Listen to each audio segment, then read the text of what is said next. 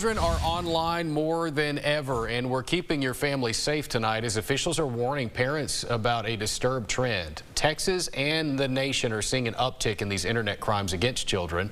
KLTV7's J.D. Connie spoke to authorities who are fighting this battle.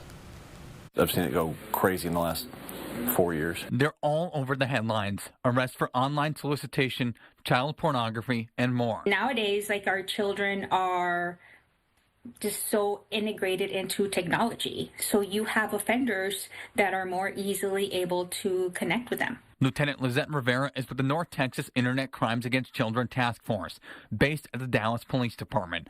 They're one of 61 ICACs across the country. They cover northern Texas from the Panhandle through northeast Texas. They investigate crimes and pass on information to local departments for arrest and prosecution. When online content is marked, they receive alerts from the National Center for Missing and Exploited Children, along with social media companies. This will get flagged, and we will get that information. They're able to read the IP address, see where it's coming from, where it's being uploaded. Rivera says they're seeing more and more cases. The numbers are disturbing.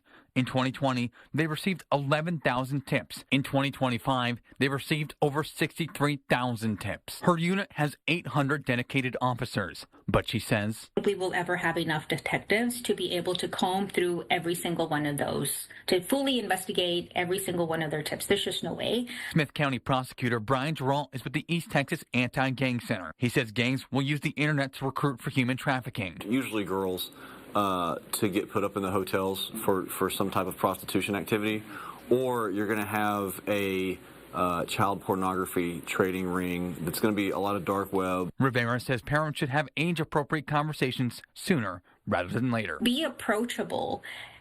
It is only a matter of time before a child makes a mistake online or see something that makes them uncomfortable. You don't want their first thought to be, oh, I'm going to get in trouble.